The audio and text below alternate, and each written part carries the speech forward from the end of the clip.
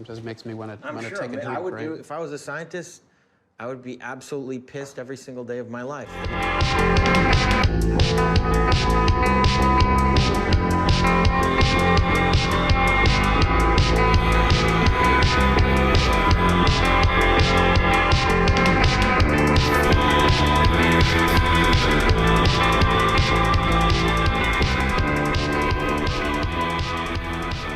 Impact on wildlife, on native communities, and it requires a huge amount of energy simply to get it to our fuel tanks.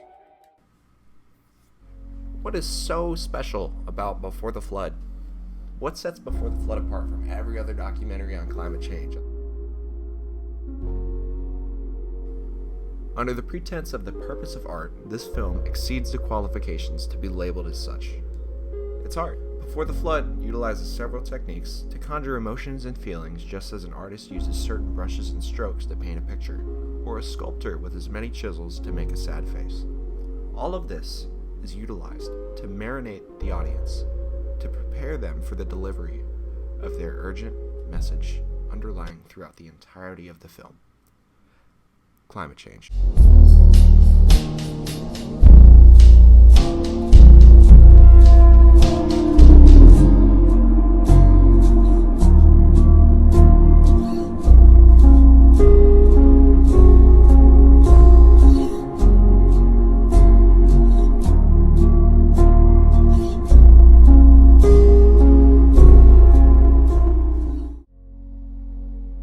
Again I had to change the voice. I'm so sorry. This film utilizes many sources of imagery. Industrial factories, oil and tar lakes,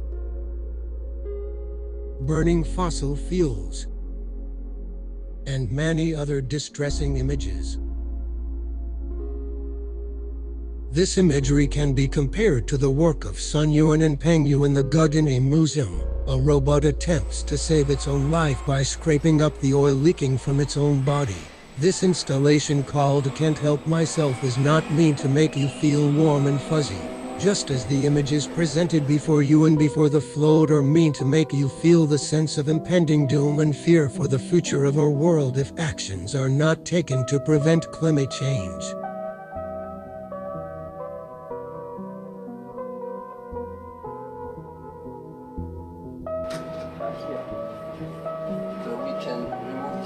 This can be justice.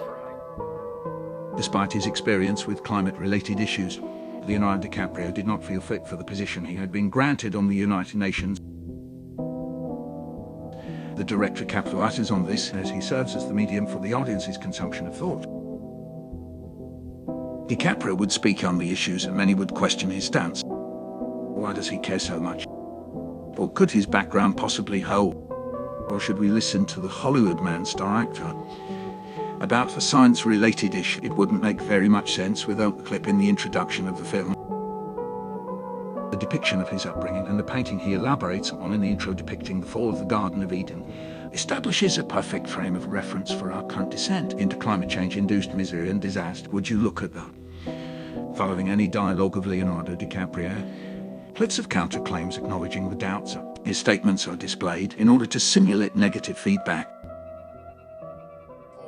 Who better to educate world leaders on made-up climate change and the crisis that doesn't exist than an actor from Hollywood with 0 years of scientific training?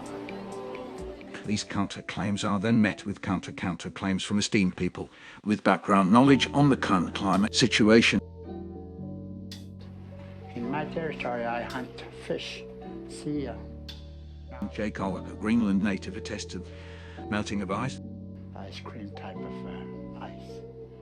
As the sea level rises, the water's coming up, backflowing into our streets through our ice. The mayor of Miami, Florida, attests the rising sea level and several other credible sources.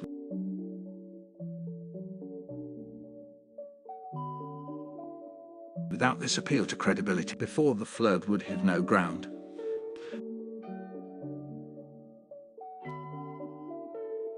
Additionally, higher authority figures are met with more optimistic and uplifting tones are present. Conclusively, Leonardo DiCaprio loops back around to the painting that he spoke of at the beginning of the documentary to provide some additional insight. An additional frame to establish the fragile nature of the world we live in. This newfound formulaic approach to a high-profile topic like climate change has proven to be the most engaging and convincing by far.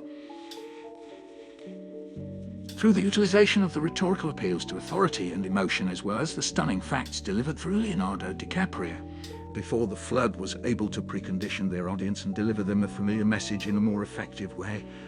Thank you.